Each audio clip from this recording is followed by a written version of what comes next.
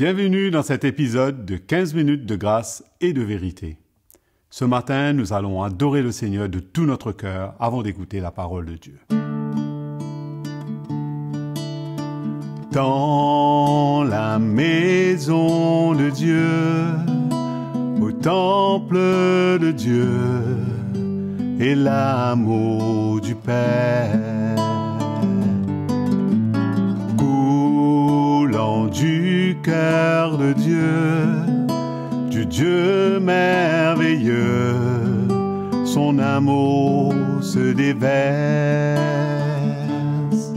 Dieu est là tout près de nous, sa main étendue sur nous, pour nous donner un refuge et un abri. Il a fait de notre cœur son séjour et sa demeure, une habitation pour lui par son esprit. Dans la maison de Dieu, au temple de Dieu, et l'amour du Père, coulant du cœur de Dieu, du Dieu merveilleux, son amour se déverse.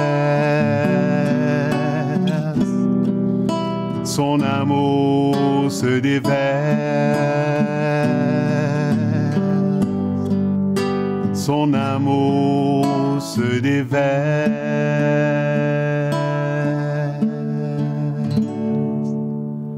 Allons maintenant ouvrir nos cœurs à sa parole. Bienvenue à tous, c'est une joie de se retrouver dans cette nouvelle session de 15 minutes de grâce et de vérité. C'est toujours bon de louer le Seigneur ensemble avant de se pencher sur la parole de Dieu. Donc je vous rappelle que nous parlons sur les épîtres de Paul aux Thessaloniciens et nous allons aborder aujourd'hui un sujet qui est souvent traité dans ces 15 minutes de grâce et de vérité, mais je crois que c'est toujours bon de se rappeler. C'est un sujet important comme celui-là, c'est-à-dire que nous soyons non seulement des imitateurs, mais aussi des modèles. Alors nous allons reprendre un passage de Paul dans 1 Thessaloniciens au chapitre 1 au verset 6. Et vous pouvez lire avec moi, vous-même, vous avez été mes imitateurs et ceux du Seigneur, en recevant la parole au milieu de beaucoup de tribulations avec la joie du Saint-Esprit, en sorte que vous êtes devenus un modèle pour tous les croyants de la Macédoine et de l'Achaïe. Non seulement, en effet, la parole du Seigneur a retenti de chez vous dans la Macédoine et dans l'Achaïe, mais votre foi en Dieu s'est fait connaître en tout lieu, de telle manière que nous n'avons pas besoin d'en parler. En devenant des imitateurs de Paul, on voit comment les Thessaloniciens sont devenus des modèles pour d'autres croyants. Ça, c'est extraordinaire. D'abord, Paul était devenu lui-même un modèle à imiter, et à travers sa vie, à travers sa conduite, son attitude, et aussi à travers toutes les épreuves, les tribulations, les moments difficiles de persécution qu'il avait traversés. À travers cela, il était devenu lui-même un modèle pour beaucoup d'autres, une inspiration. Voyant en lui comment le Seigneur agissait, cela encourageait beaucoup de chrétiens à faire de même. Et le message et la vérité de l'Évangile qu'il prêchait, ça aussi était devenu un modèle à imiter pour beaucoup. Il dit d'ailleurs dans 2 Timothée chapitre 3, il dit ça à Timothée, il lui dit « Pour toi, tu as suivi de près mon enseignement, ma conduite, mes résolutions, ma foi, ma douceur, ma charité, ma constance, mes persécutions, mes souffrances. » Il rappelait à Timothée que Timothée avait vu en lui un modèle à imiter à travers toutes ces situations qu'il traversait, mais aussi avec l'évangile qu'il portait dans son cœur, la vérité de la parole de Dieu, la vérité de l'évangile qu'il avait reçu de la part du Seigneur. Et il encourageait Timothée à le suivre comme lui-même suivait Christ. Et c'est vrai que tout serviteur de Dieu est appelé à devenir un modèle. Tout serviteur de Dieu doit réaliser combien il est un modèle à imiter. Comme lui-même suit le Seigneur, comme Paul disait, nous réalisons combien nous avons une responsabilité, serviteurs de Dieu, de vraiment être des modèles à travers notre vie.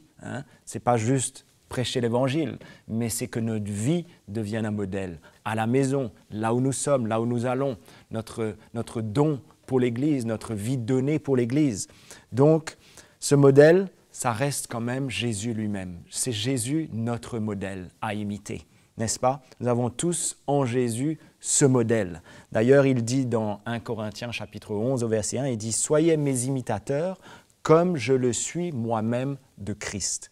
N'est-ce pas?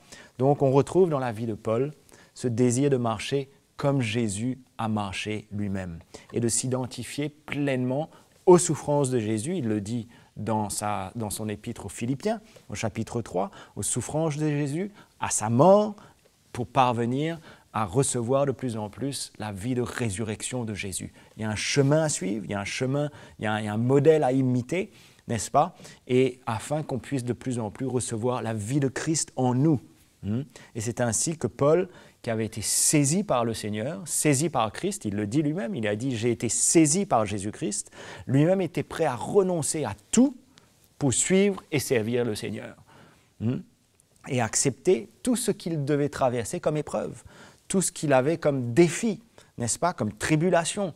Et il les affrontait avec joie, avec foi aussi, avec persévérance, n'est-ce pas, pour devenir lui-même un modèle pour les autres. Et il ne s'agissait pas juste pour lui d'être un prédicateur de l'Évangile, non. Mais il était conscient que sa vie devait être un modèle à imiter. Et il disait fièrement d'ailleurs, « Suivez-moi comme je suis Christ ». Donc, il dit aux Thessaloniciens, dans sa deuxième épître, au chapitre 3, au verset 9, il leur dit « Nous avons voulu vous donner en nous-mêmes un modèle à imiter.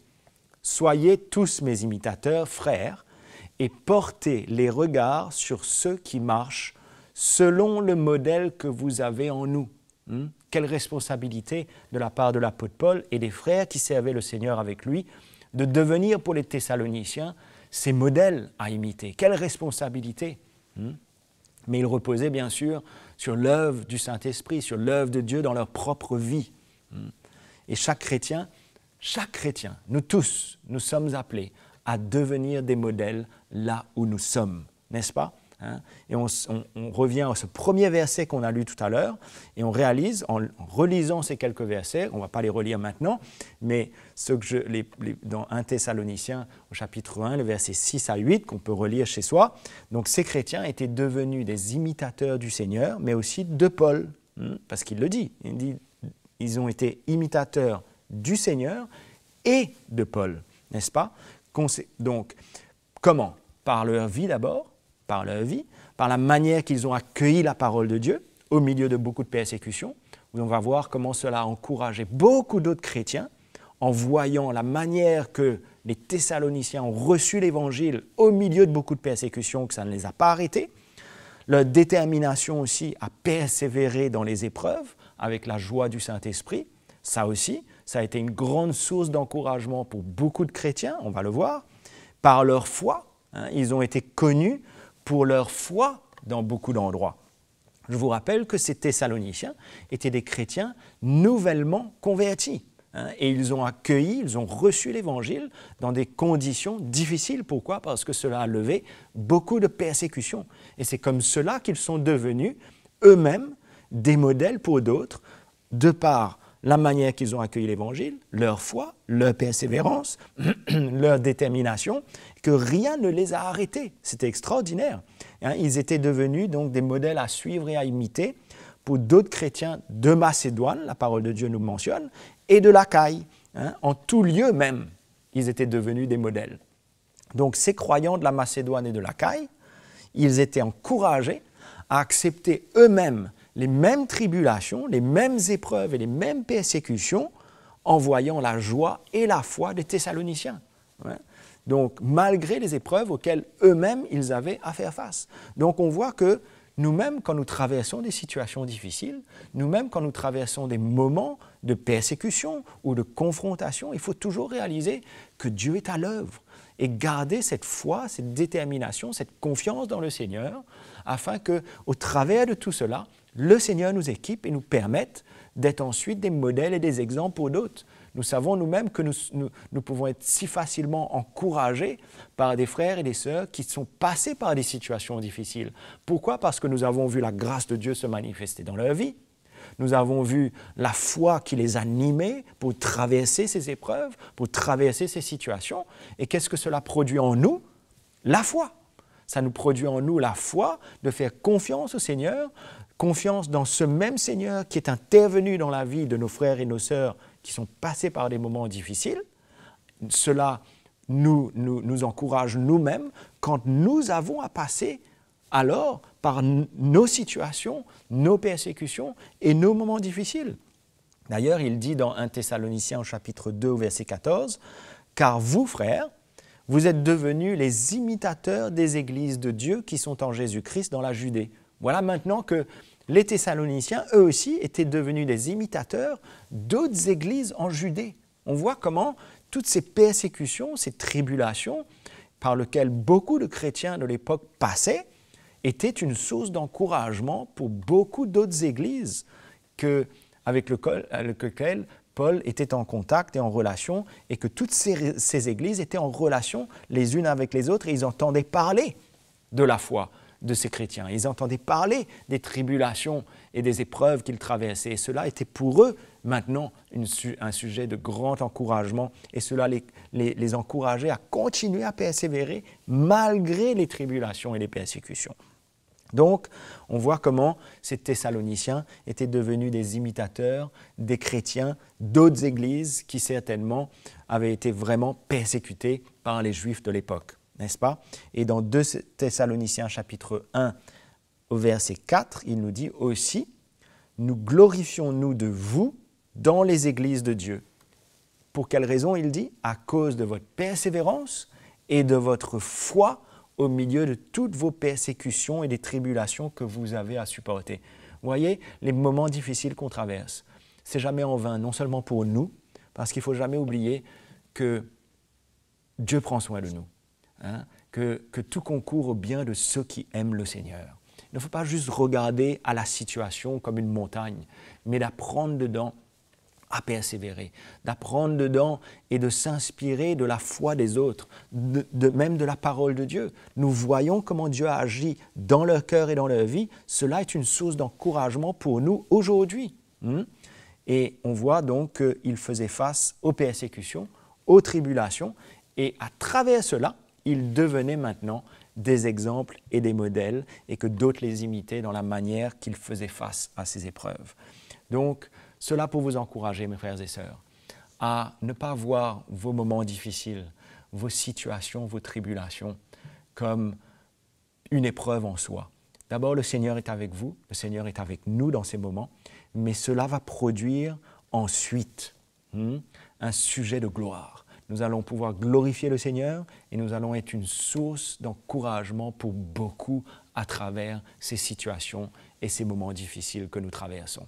Donc, soyons encouragés, et encouragés par l'Évangile, encouragés par ces exemples que nous retrouvons dans la parole de Dieu, mais soyons aussi encouragés par la vie de ceux et celles qui nous entourent, qui sont des hommes de foi, des femmes de foi, qui traversent des situations difficiles et qui sont ensuite des grandes sources d'encouragement pour chacun d'entre nous. Amen. Donc, persévérons dans la foi et continuons à servir Jésus malgré les situations difficiles. J'espère que cela vous encourage à persévérer et on se retrouve dans notre prochaine session. Nous sommes arrivés à la fin de cette session de 15 minutes de grâce et de vérité. Nous avons été bénis par la parole de Dieu. Nous vous encourageons à aimer cet épisode et à la partager à tous ceux que vous connaissez. N'oubliez pas à vous souscrire à notre chaîne CTMI et à cliquer sur la petite cloche pour être averti des prochaines sessions. Prenez contact avec nous à l'adresse indiquée sur votre écran et partagez-nous vos commentaires. Jésus vous aime et à bientôt.